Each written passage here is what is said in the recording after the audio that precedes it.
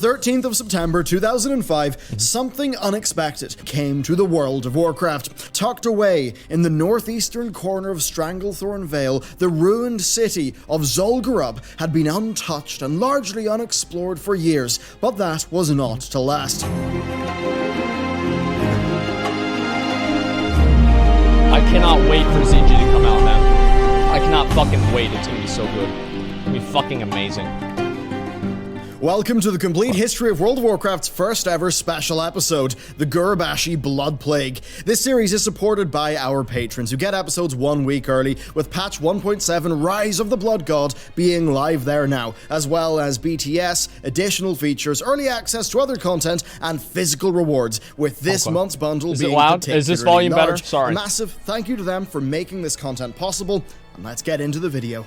A group of fanatical troll priests, known as the Atali, had resurrected their ancient and bloodthirsty god, Hakar the Soul Flayer. A band of would-be adventurers set out to slay the manifestation of the blood god, and after having fought their way through his minions and uncovering the secrets of the ancient city, they came face to face with the troll god himself, Hakar.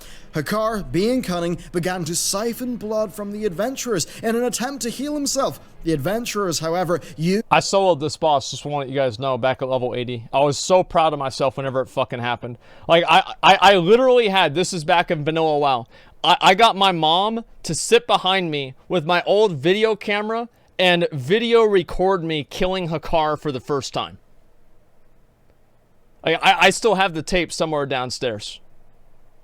Use this against him, voluntarily corrupting their own blood in order to weaken the blood god.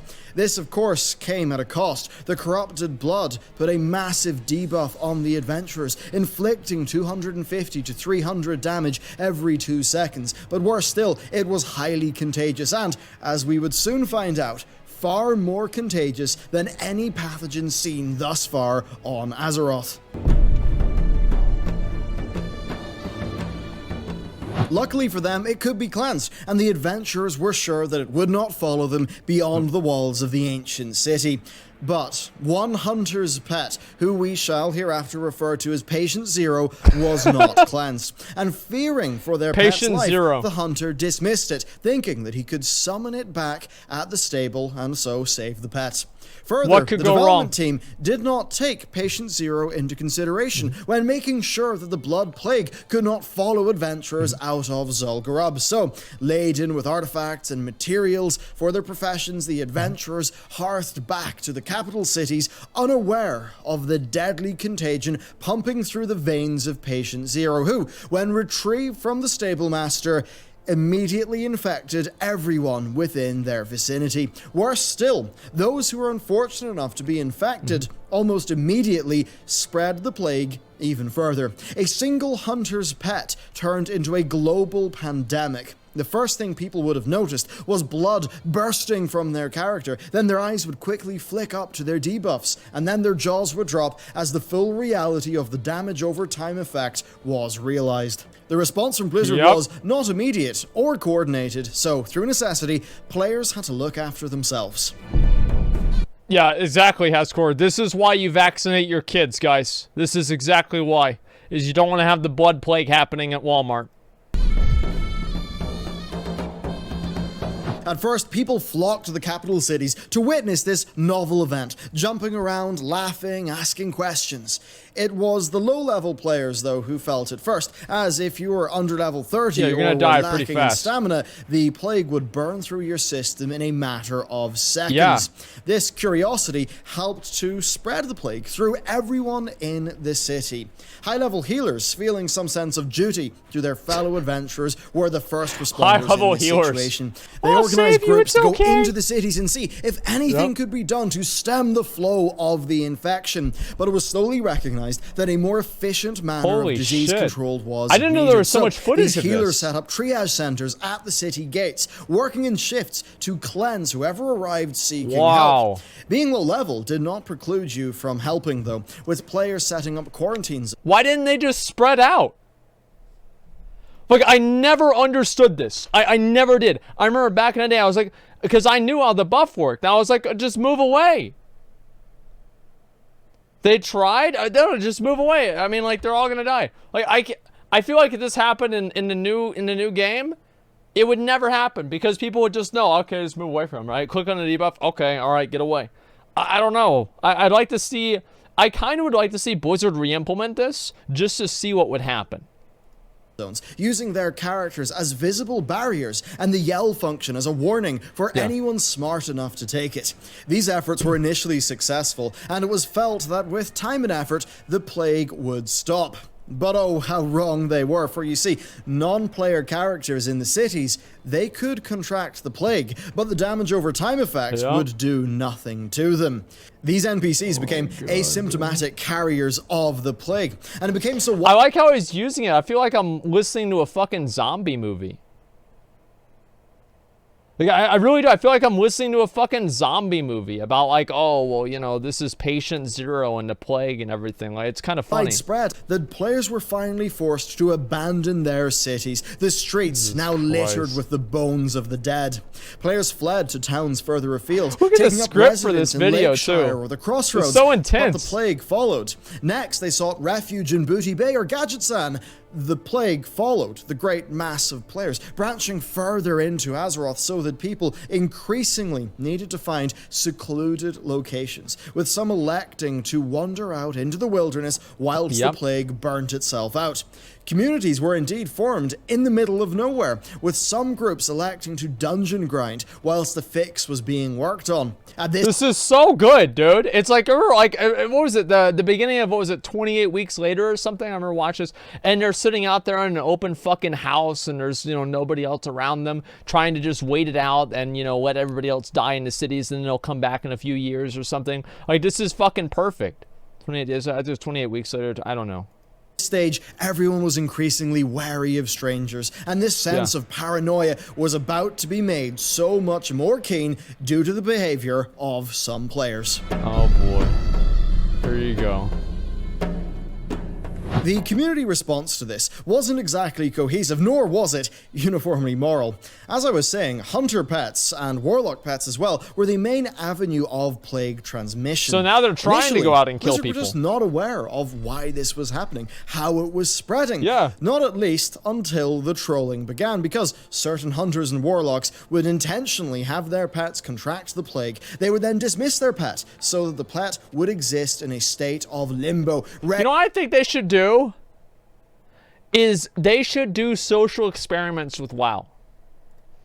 And what I mean by that is like just occasionally spawn in like a weird plague like this or something like this just to completely throw people off, and like or spawn in a giant chest where it's like if you I don't know, like just create like these really weird situations. I don't know, maybe this is like just like a sick thing to do, but let me think. Give one guy 1,000,000 gold and then watch what happens.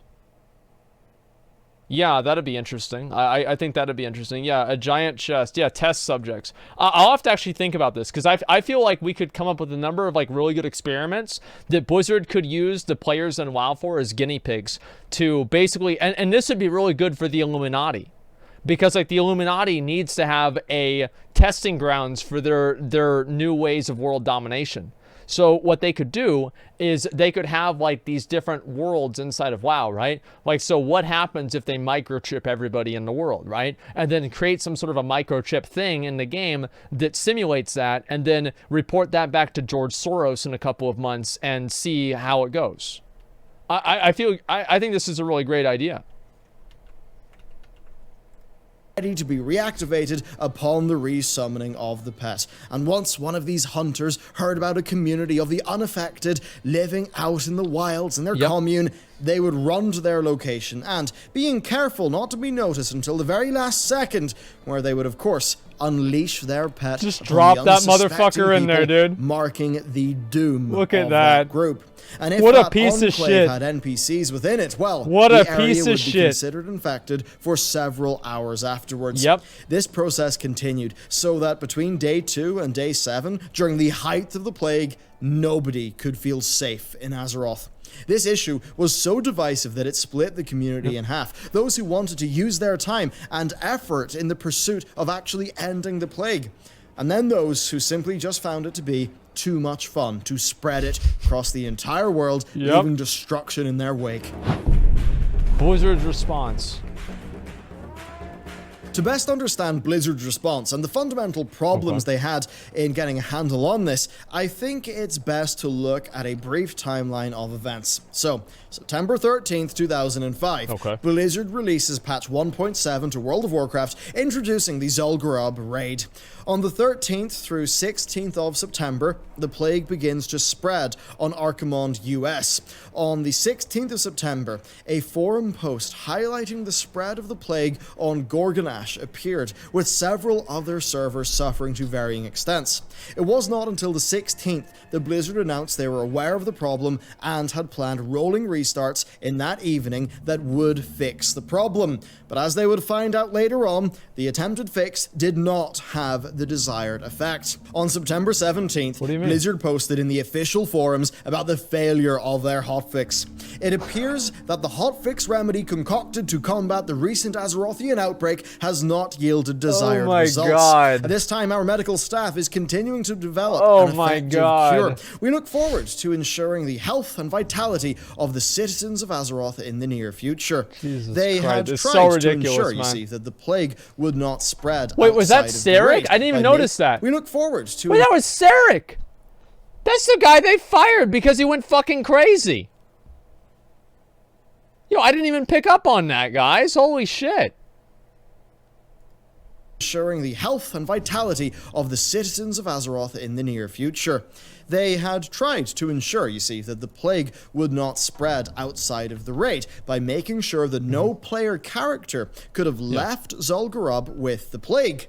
This, of course, did not work, meaning that it was only at this point that they came to realize what Patient Zero truly was. In an interview, lead engineer Colin Murray explained, even once we figured out what was going on, it made it really, really hard to fix. Johnny Cash then added, our choices were either to go through every pet, in every server, in every country, in the entire world, and check if it had corrupted blood and get rid of it, or get really hacky code where every time you summoned a pet, it would check to see if it had corrupted blood on it and get rid of it.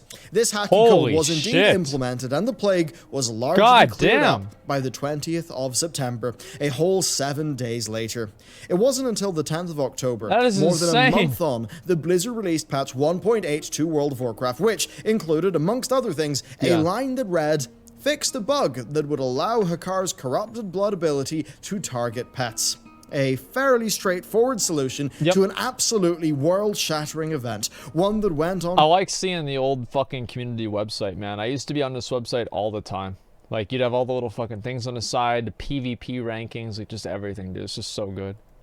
To become, in the player's imagination, the first world event. Indeed, Blizzard's chief of staff, Shane DeBerry, went on to say, if that had never happened, we would never have had the wherewithal to create some of the cool events we have now. It was a good part of our history. So they died for a good cause. It gave a lot cause. of learning to the design teams of things they could do so how much in you the buying future that were more appropriately implemented. So as you can see, the ramifications... For what? How much you buying Quasar for? I don't know yet. I haven't talked to the guy. Why? I just got the book. What the fuck? Really? Yeah. Holy shit. Congrats, dude. Yeah, I kind of freaked out. I bet, man. Yo, congrats. The mage is trying to ninja from me, but my paladin bopped him. Wow. That's good. That's perfect, on the ground, so. Oh my god. Was it just one of the red ones? Yeah, on the red ones by the elf girl in East. Oh my god, dude. Wow. Oh my lord. I fucking freaked out. So you're gonna, so you're saved to Onyxia too, right? We do Oni on Saturday. On our group. So you're able to get it right now? Yeah, I'll get it on Saturday. Fucking congrats, man. That's awesome. Yeah. That is so good. I don't know how I'm gonna buy mine. I guess I've got. How many books did you open? I've been doing it pretty much all day yesterday, and honestly, maybe 10 books on the ground. Really didn't farm too much, let's be honest. Here's a better question. Why aren't you going to give it to Asmon? Because fuck him. Congrats, I already gave him man. Lionheart. What does he need that one from? Yeah, congrats, dude. That's awesome. I'm actually really happy for you, man. That's really Appreciate cool. So you're gonna be probably the first person on the server with the sword, then. I've seen 2. Really? Yesterday, someone had the Wow. Crusader on it already. I saw a Holy horde with shit. a very tank horde. Yeah. God damn. Yeah, I guess I'm gonna have to do those book runs or something, or at least buy it. I don't know how much I'm gonna have to buy it for. Probably like 800 gold or something. 800. I don't know. I if feel it's like gonna- they're 2,000 right now, but who knows? Yeah, but nobody's buying them at 2,000. That's the thing. Yeah, it's true. It's true. So we'll see. But yeah, anyway, man, I'm watching a video, so I'm gonna get back to that. But Oh, yo, sorry. you're good, Sorry. dude. Fucking congrats, though. That's amazing. Thank you. All right, dude. I'll see you later. Yeah.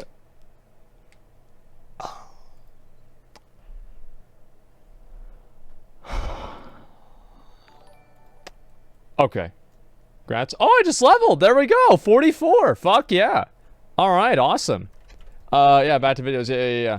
Holy fuck, man. Back to ranting. Well, yeah, I'm watching a video right now. What's the book called? Yeah, GZ. Thank you, guys. I appreciate it. Thank you. I've been working very hard to get these levels. Obviously, I'm probably the... am I the hardest working leveler?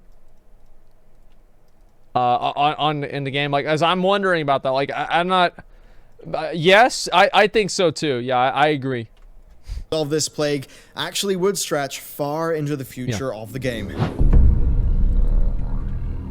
Real world consequences. One of the most fascinating aspects of this is that the plague expanded past Azeroth. Indeed, it went on to have many real-world ramifications as, well, epidemiologists were using the blood plague as a case study on how humans would react to a real epidemic. Of course, it's hard to ensure the veracity of the dataset, as the consequences on Azeroth are quite a bit less severe than with a real contagion, but it was still felt that useful information could be extrapolated from the blood plague. As in reality, it is not only immoral, but, well, incredibly difficult to recreate an epidemic of this scale, and indeed one with such a defined dataset as with what you get with an online game. It was hard to deny that there were authentic human responses in the ways that players attempted to stem the tide of the plague. Remember, these are responses that were largely born out of self-interest. A few examples of this can be seen in the way that the blood plague, say, interrupted the natural flow of raid progression, or essential leveling areas being basically unusable and shut down, and the simple fact that some players' friends were finding the game unplayable. This meant that the plague still... My mom said that she would quit the game if the zombie invasion event went on, like, longer than she had wanted it to. Like, she had had enough of the zombie invasion event. Like, that was her fucking... That was it. She had had it up to here with the zombie invasion event. Casual? Yeah, she's very casual about that, right? Is your mom 60 yet? No, I don't think so. Authentic, whenever I get the plague, I'll spread it at Walmart. Yeah, there you go, man. Do everybody a favor. Still had real stakes, even if it wasn't actual life or death, really, as long as the scientists and epidemiologists were, you know, reflexively aware of the failings of the data and those points, they could still derive practical knowledge from it. Ultimately, the blood plague reflected so many facets of an epidemic, from it being accidental, it's not being understood for a long time, and the ways in which players attempted to mitigate its effects, that it was deemed worthy of legitimate study, and real learnings actually did come from it. So to wrap this all up, the blood plague was a spontaneous event that would have been impossible to imagine before it actually happened, but in retrospect, it almost feels inevitable that a game as large as World of Warcraft would have had something like this happen. It seems obvious even when taking into account the broad and structural changes that Blizzard were making with each and every patch, that something completely beyond the developers' control, recognition, or imagination could... I think that's the best part about it, is the developers literally just couldn't get this shit under control. Like, even though they had, like, you know, they're developers, they still couldn't figure out, like, what to do with it. It's kind of like, you know, in the zombie movies, remember the government tries to go in and quarantine the zombies, and the zombies get out, and then, you know, then the people that are quarantining them turn into zombies, and they bring in the military, and then it's a big fucking thing. Yeah, it's an actual pandemic. Yeah, exactly. It's fucking awesome. Have taken place. It is also striking that initially, the player's response was the only bulwark against the plague, and the plague itself emerged from the game's mechanics, and in the absence of official support, players fought it back with game mechanics. A truly unique, memorable, and special occasion in the World of Warcraft, one that I think rightly lives on in the memory of many. So that is it for this, the first special episode of the complete history of World of Warcraft. I think one of my favorites. This is just such a unique part it's such a unique part in the history of the game, and how it truly was a virtual world, one even deemed worthy of study, like for actual human responses. Yeah, because that's what's cool about online games. I imagine it was an immensely that's what it's all about. Stressful, but also gratifying and special moment to the people who had made this game, really seeing their virtual world actually be studied as if it was a real one. Yeah. So, thank you very much for watching this video, and with that, I will see you next time.